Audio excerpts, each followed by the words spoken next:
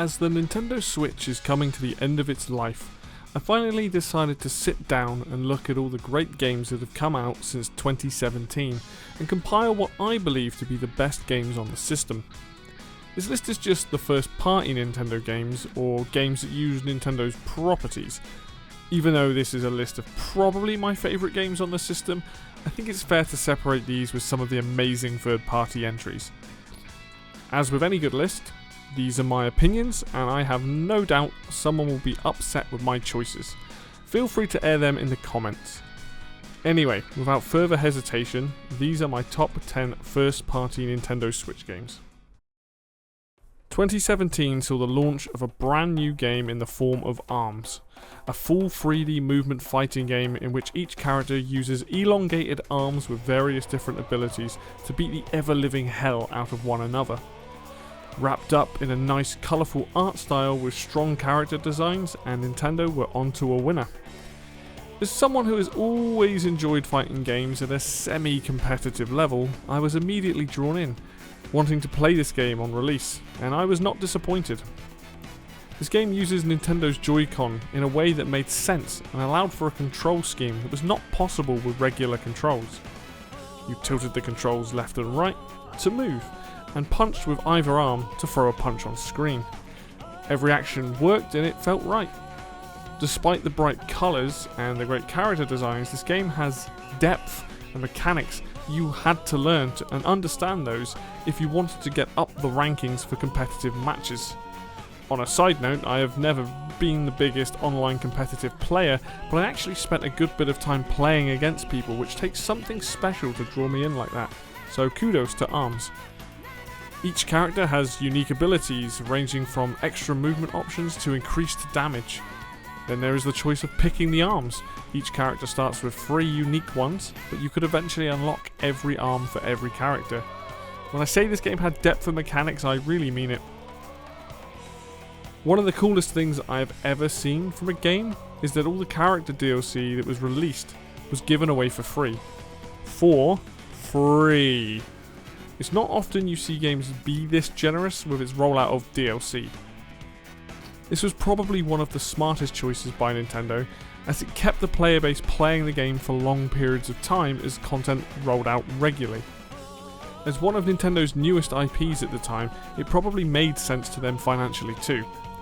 Even to this day, I still consider ARMS to be one of the best games to come out on Nintendo Switch, mainly because it was a brand new game when Nintendo normally plays it safe and sticks with what it knows. When Nintendo does decide to step outside of their comfort zone, we get fresh new ideas, and ARMS was one of the best.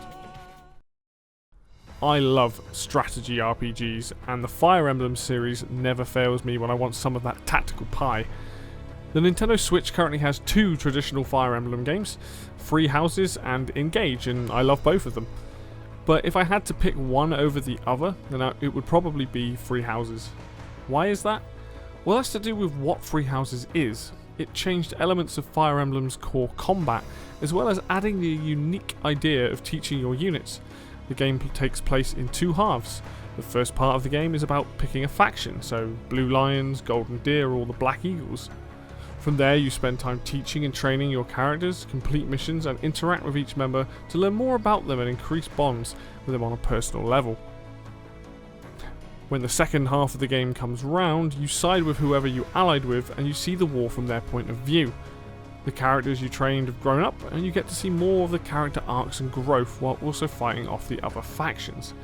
Second half of the game is gut-wrenching as you have to slay most of the other students, which is a bold choice by the devs but leads to weight behind your choices in the story. If you're going in blind to this game, then you might be surprised how these story beats play out. The main difference with this Fire Emblem over past ones is firstly having a fully 3D base of operations with the monastery. This does a lot for world building as well as allowing for more natural character interactions. It also has all the shops in one place for ease of access. Every time you return from a mission, you have plenty to do and see, which leads to a nice break from the fighting. One of the other big changes with this game was the relaxation on the weapon wheel. In a standard Fire Emblem game, it always had swords over axes, axes over spears and spears over swords, but here that was changed to be less involved. That's not to say the combat is any less involved, it's just less focused on the weapons and more on the individual characters and skills. Free houses was easily one of the biggest shifts for the franchise and was well liked as the game became the best selling game in the series. As far as Fire Emblem games go, this is an easy recommendation if you love turn-based combat with strategy and enjoy a good story with fun and well written characters. I took a chance when buying Xenoblade Chronicles on Nintendo Switch. At the time, I never considered myself an RPG guy, but I really wanted to play this game. And thankfully, that chance paid off. This is without a doubt one of my favourite RPGs I have ever played, and this made me a fan of the entire series. So what makes this game so special? It's a combination of gigantic worlds and areas you explore, the fun yet crazy story, and of course the well-crafted combat. This game has a sense of scale like no other, and the first time I stepped out into Gawa Plains, I was in awe. You could see the plains stretch out in front of you, almost impossibly so, with giant cliffs either side reminding you how small you are in these environments. It also helped that you would see and encounter giant monsters that were 5 times bigger than you were, with some insane level above their head warning you off. While not the first area of the game, Gawa Plains is the one that people think of when playing this game, so seeing a monster with level 80 above its head is quite a shock, but a great way to remind players what happens if you go off the beaten path. Xenoblade Chronicles says to the player, you can explore anywhere you want, but at your own peril. If you're curious enough or smart enough, you can just about get anywhere in an area, but it becomes a massive risk versus reward. But mostly risk, because enemies will happily smash you into the ground. The freedom that the game lets you have is appreciated, and far too many times I would wander off to look at landmarks or find hidden paths only to discover the enemies were 10 plus levels higher than me. That didn't stop me having a crack at them though, because if you played your cards right with the correct moves and combination of characters, you could pull through. The active combat system in this game really gelled with my brain. Each character you have in your party has strengths and weaknesses, and that means you have to combine your attacks correctly to get the best outcome. Certain attacks require you to be placed behind or to the side of an enemy to trigger its effects, or you may require the enemy to be in a stun state for your attack to truly show its power. As you progress through the game, you gain more combat paths that open up what you can do. I'm glad that my first experience with this game was the Definitive Edition. It added loads of new quality of life improvements, enhanced visual quality, and a wonderfully remastered soundtrack. The game even comes with a new post-game story with a few new characters. It would be a disservice to the game if I didn't tell you how great this game's soundtrack is. Before playing this game, the only music I had heard was what was in Super Smash Bros., which really isn't a lot of music, but at least it was a good selection. So much of the music in this game just stuck with me, whether it was an area theme or a combat one. Every time I progressed to new places, I would sit and listen to the music and soak it in.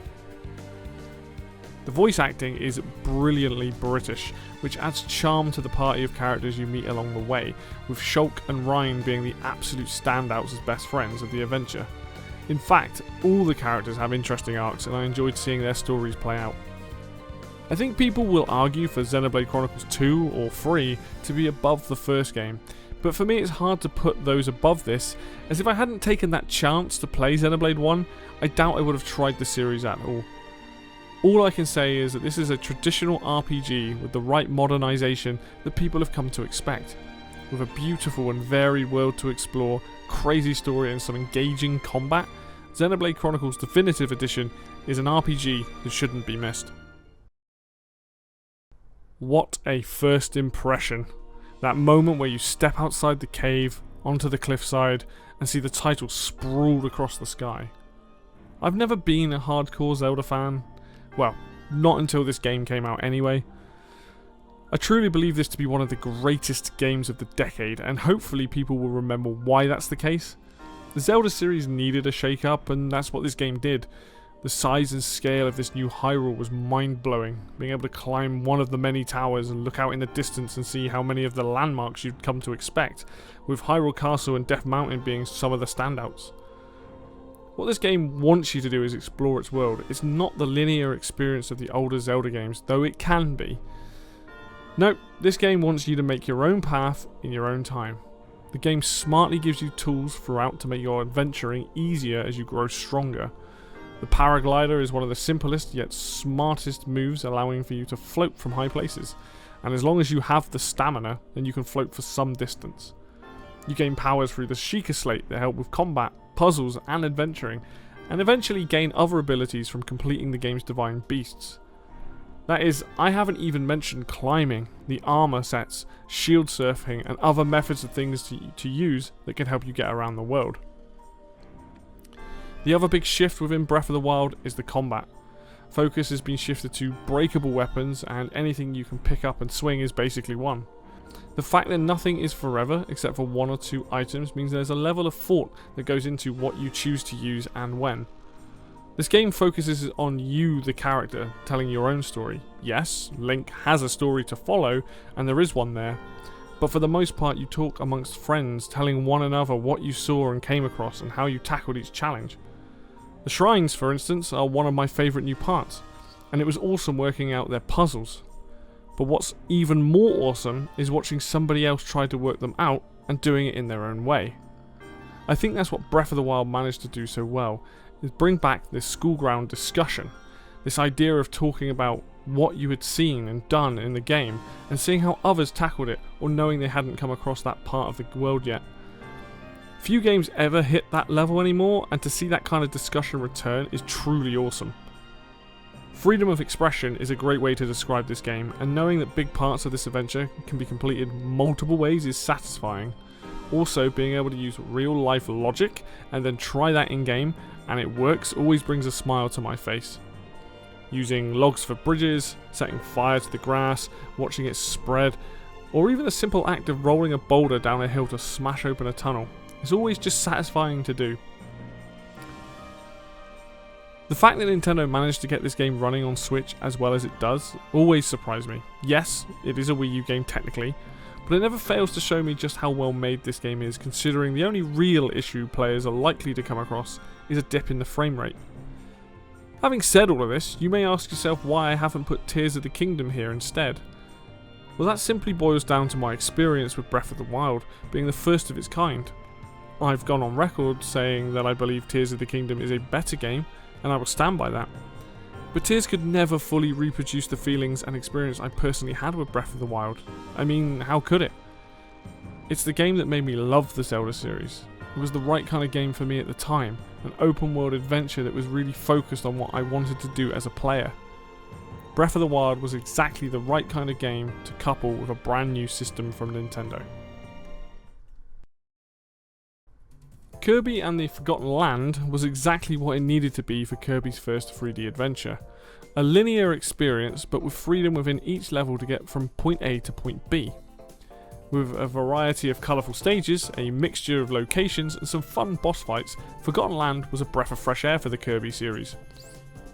Taking place in what feels to be a post-apocalyptic Earth, Kirby gets to experience new environments in this game. And with that, it allows the developers to create fun levels, many of which use the game's newest mode, Mouthful Mode, which in context makes sense as Kirby is known for eating. Out of context, however, This new mode allows for some of the funniest transformations in the Kirby series to date. Kirby can become a car, a vending machine, a road cone, a light bulb. Each of these new powers play into some cool new level ideas. Of course, Kirby has his classic transformations like Sword Fighter and Hammer, along with plenty more. These can be powered up throughout the game, and they allow for player choice, as you can choose what power up you want to use in levels or in the boss fights. I had my favourites like Sword Fighter and Fire, but each and every power up had its place, and it felt useful at some part in the game. The boss fights in Forgotten Land were a nice surprise also. These felt more challenging than most other Kirby games, and this was probably because this game has 3D space. Couple that with a brand new dodge roll and it all comes together quite nicely. These boss fights feel engaging and can be approached with player expression, as they allow you to choose from most of the power-ups before entering a fight. It's weird to think that it took a Kirby game where I actually wanted to try and do the boss fights damageless. It helps that each boss fight has missions to accomplish and that they added to the replayability. Despite being on the easier side of platformers, which Kirby games are known for, this one is up there with Super Mario 3D World in terms of creativity and replay value. You have the main game and the story to venture through, side levels that unlock upgrades for your power-ups, a post-game of remix levels, and this adorable hub world that contains minigames, a coliseum, collectibles, and the cutest sound corner. I've always liked Kirby games, but I wouldn't say I love them, except for maybe Epic Yarn. But now seeing what the team at HAL Laboratories is capable of with a 3D entry, that gets me excited for what's to come. I hope some of these ideas do manage to move forward with the series and aren't just a one and done. Kirby and the Forgotten Land is the expressive, joyful adventure you've come to love about Kirby, and I cannot wait to see what the future brings for the pink puffball. I love platformers, they are probably my favourite genre of game, and I have been playing them since I had a NES with the original Super Mario Bros., Super Mario Bros. 2 and Super Mario Bros. 3. So I think I have a fair bit of knowledge about Mario games as I've pretty much played all of them. I've always favoured the 2D entries, and that hasn't really changed. However, Super Mario Odyssey is by far one of the best 3D Mario platformers, possibly even the best one. This game feels incredibly fun just to move around, do jumps, flips, and hat bounces to your heart's content. One thing that's really important to any platformer is how it feels to control, and the Mario games are top tier.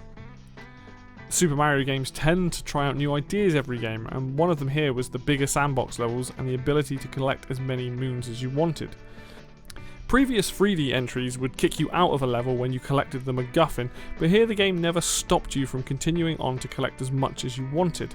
On top of the new format came a ton of new locations, all being very different from one another, using different graphical styles and having their own unique challenges. You go from one area that's a giant dome with a massive garden to a huge city inspired by Donkey Kong. If there's one thing this game isn't, it's boring, as Nintendo packed this full of creative ideas. As far as Mario games go, there really is a massive amount of content packed into each and every area. Even the smaller levels have a varied amount of challenges, which will have you coming back to collect all the moons. And that's an impressive feat. With most games, I never feel like doing all the challenges, but here I wanted to 100% each and every location, as it was just that fun to do so. At the time of writing, I believe there was only 4 moons left that I never got, these being, in my opinion, some of the hardest ones. One thing I should mention is the capturing mechanic with Cappy. This allowed Nintendo to scrap all the old power-ups in favour of pretty much every enemy in the game being used as some kind of power. This leads to a massive amount of varied gameplay as well as puzzle solving. Being able to fling chain chomps around or become a T-Rex has never felt so good. Mario can even capture other humans, and that's not a sentence I ever thought I'd write or read aloud. The core ideas of Super Mario Odyssey lead to this game being a fun-filled adventure, with the game throwing many unique and fun ideas all the way to the very end, with possibly one of the best ending sequences we've ever seen in a Mario game. I'm still shocked this game never got level-based DLC, or even a sequel, but here's hoping that the next Nintendo system brings along something just as insane as this Mario game. I love the original Super Mario Maker for so many reasons, and getting a sequel with a boatload of new ideas and content was a welcome sight.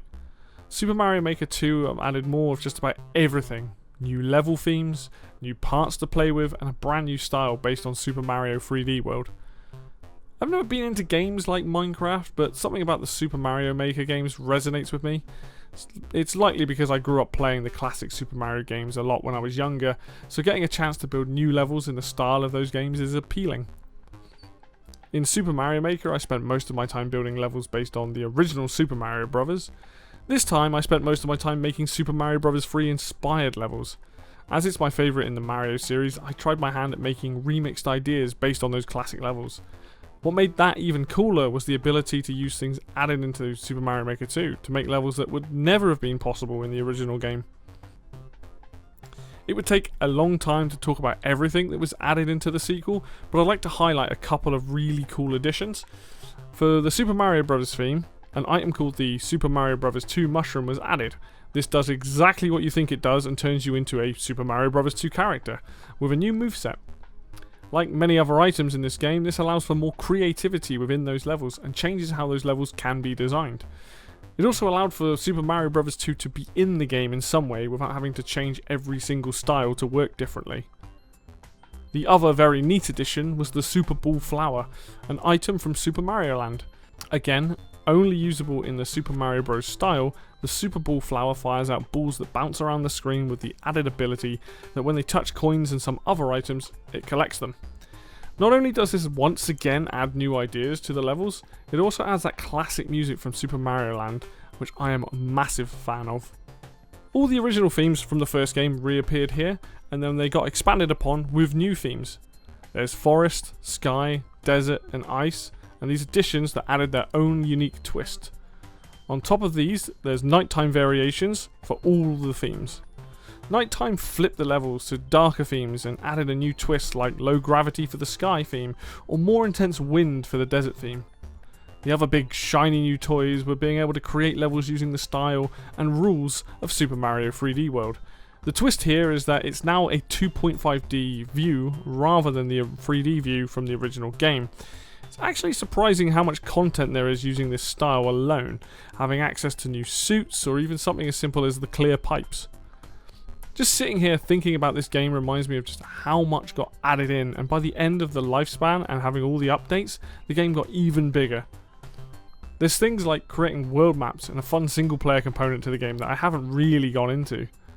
While Super Mario Maker 2 will never replace a Nintendo-made 2D Mario game, it can offer up an insane amount of replay value and enjoyment that can only come from someone's imagination. Nobody expected a new 2D Metroid. Nobody expected that Metroid game to be Metroid Dread. From seeing the first trailer of this game to getting my hands on it, I was excited. Excited to jump in on a fresh new Metroid game, and one that seemed to have a ton of hype behind it.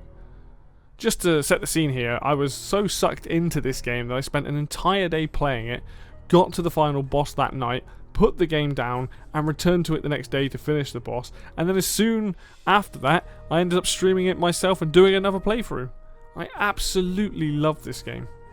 Not only was it a brand new story continuing on the Metroid legacy, it was a game that plays extremely well.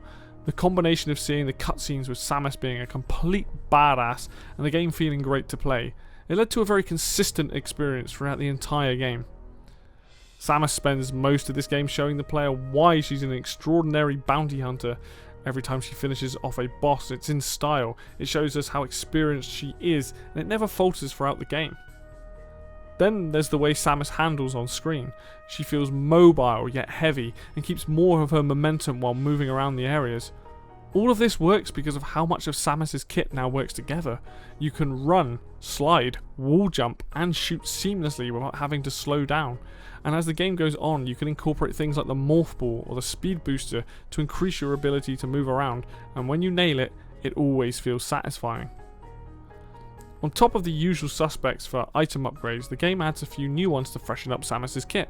We get a brand new slide right from the get-go that allows for seamless movement between running and sliding under and through tight spaces. Then there's the Flash Shift, a short-range boost that moves Samus fast in one direction with up to 3 uses, useful for avoiding enemies or completing certain puzzles. To counter just how nimble Samus is in Metroid Dread, Samus feels more vulnerable at the start of the game, with enemies hitting harder and making the player work. Each energy tank upgrade is a welcome sight and eases the difficulty. Well, that is until you run into the boss fights this game offers. From the very first boss to the last, these fights expect you to use everything you have learned up until that point and then some. But even then, the bosses almost pale in comparison to the Emmy. One of the coolest ideas in this game is the Emmy areas. Emmy tracks Samus in these areas and each one acts slightly differently from the last. You can't fight or destroy the Emmy with normal means, which leads to you running and hiding until you're able to escape its domain. The game of cat and mouse adds a level of stress I didn't know I needed. Metroid has always leaned on horror ideas, and using the Emmy allowed for that once again to be the case. The first time playing through Metroid Dread, there was a lot of intrigue that kept me pushing forward and wanting to know where it was going to end. Getting new lore on Samus, the Chozo and the X-Virus was awesome and added to what was already an amazing game. Over the years I've played more of the Metroid games and I already had my favourites, but after playing this I can safely say Metroid Dread is my favourite game in the series. So many smart changes and new additions made the game play and feel in a way that is the absolute pinnacle of the series. If you haven't seen my reaction video to this game's announcements, I suggest you go and watch that first. It's okay, I'll wait. Seen it? Okay then. There is a reason this game is sitting here at number 2 on my list. It's not about the other games being worse. It's not necessarily the fact that this game is better. It's the fact that after so many long years, I had given up hope of this series getting anything. Be that a brand new game or a remake in this case. Sure, you can say I'm overreacting, but anyone who has a favourite series that has been lying dormant for over 15 years is going to have a reaction like I did. Yeah, nostalgia plays a big part, but every single game in the Advance Wars series is good if not great. They're some of the best handheld games ever to release, and with a bright colourful cast of characters and catchy music, Advance Wars is a gem of a series. So yes, I not only love Advance Wars, but I also love what we got with this remake. Both the original 2 games with brand new visuals, music and content, 2 campaigns, new quality of life, new unlockable content and a brand new CO to play with. As far as remakes go, they don't get much better than this. I know the visual style has been the cause of some disdain for the game, going for a toy box aesthetic, which considering the subject matter of the game makes sense, and as much as everyone loves the pixel art style, it may not have looked as good on a blown up screen. As much as the gameplay is important, the most exciting thing for me is hearing those brand new remixes of the music. Hearing Andy's anthem scream through my speakers brought tears to my eye. This soundtrack is one of the best ever, with every theme lovingly remade and brought to modern standards. That's not to say I won't ever listen to the originals, but finally hearing the potential of these tracks was something I needed. There are a select few moments in my personal gaming memories that stick out to me. Advance Wars Reboot Camp is quite possibly my favourite. To have a genuine surprise and moment of pure joy seeing this long lost franchise finally getting something matters to me. It may be quite some time before we see Advance Wars again. Unlike most other Nintendo franchises, this isn't going to be one that we see pop up often. But what we got was an incredible remake that I am grateful for on so many levels. I mean, you knew this was coming, right? Super Smash Bros. Ultimate is everything I love about the Smash series. This is quite literally the big one. If there's one thing I wish I could show all of you, it was my reaction to seeing King K. Rool during that particular Nintendo Direct. We got the Belmonts and Echo Fighters, but as soon as that trailer showed Donkey and Diddy, I knew, and I wasn't ready. That moment, just like the reveal of Advance Wars Reboot Camp, was one of the moments I lost it. I actually punched the ground in joy and ended up bruising my hand, but I didn't care. Smash Ultimate was bringing everyone back, as well as my number 1 pick. It only got better from there. More and more character reveals, the amount of music that was going to be in the game, the stages, the modes and every other little thing. From the moment the game was announced to the final updates and the DLC, Smash Ultimate has been nothing but a mind-blowing game. The care and love put into this entire package by Sakurai and his team is just outstanding, and it's a level I wish all games were held to. What Smash manages to do is make most people happy by offering someone for you to enjoy in this game, whether that's a Nintendo first party character or the insane amount of third party characters that ended up here. The newest additions of classic characters, long requested characters and characters no one thought possible is what makes this game so special. During the life cycle, King K. Rool was considered irrelevant, Ridley considered too big, and Banjo-Kazooie considered impossible. Later, we had Steve from Minecraft, who broke Twitter. The final character being Sora from Kingdom Hearts was the most requested character from the Smash ballot, and somehow he made it in. What can't these guys do? If anything, it shows us that if it's a video game character, then it's possible for anyone to appear. With each character, more content related to them was also added. We got brand new stages, brand new remixes of classic tunes, spirits for the single player modes. So much stuff that at times it's crazy how overwhelming this game actually is. This is one of the few games that I have played where I feel they undercharged for it. Even the DLC passes and their content felt reasonable, but I wouldn't have complained had they been higher priced. It's the sheer quality of everything with the game that makes you see that £50 a steal. Just like ARMS, it's one of the few games that got me playing ranked matches online, even getting a few characters into the higher ranks. With any Smash game, I spend time in every nook and cranny, every mode has been played, every option selected, and every character given their time. I've spent hours painstakingly choosing how often I want music to play on each level, as well as the main menu. There isn't any other game that comes close to having the spectacular soundtrack that this game has. It's just not possible for any other game to do that. Look at the franchises on offer. We have Mario, Zelda, Castlevania, Street Fighter, Donkey Kong, Metroid, Final Fantasy, Mega Man, Pac-Man, Sonic, and so many others. We've even got Megalovania from Undertale. I'm happy to wait and see if someone can prove me wrong, but this soundtrack slaps harder than a bass guitar. Every time a new Smash game comes out, I always say out loud, how do they top this? And this is how I felt with Smash for Wii U. And then Ultimate comes out, and I'm asking myself the same question. How do you top this? Can you top this game? Possibly. However, I do feel this game will probably go down as one of the greatest games of all time. I mean, it's the best-selling fighting game of all time. Super Smash Bros. Ultimate is just an incredible game. The love and the care from the team that made this is shown through by all the small things in this game, as well as the big things. There will never be another Smash Ultimate, and you know that's okay. This is the greatest video game I have ever played. So, that's my top 10 first-party Nintendo Switch games. There are some other games that missed out on being in this list, and it was hard to choose what I did, but I think this is right for me. There is always the possibility that I revisit this when other games come out, and at the time of writing this, I am aware that DKC Returns, Metroid Prime 4, and Zelda Echoes of Wisdoms are on the horizon. But I hope you enjoyed this.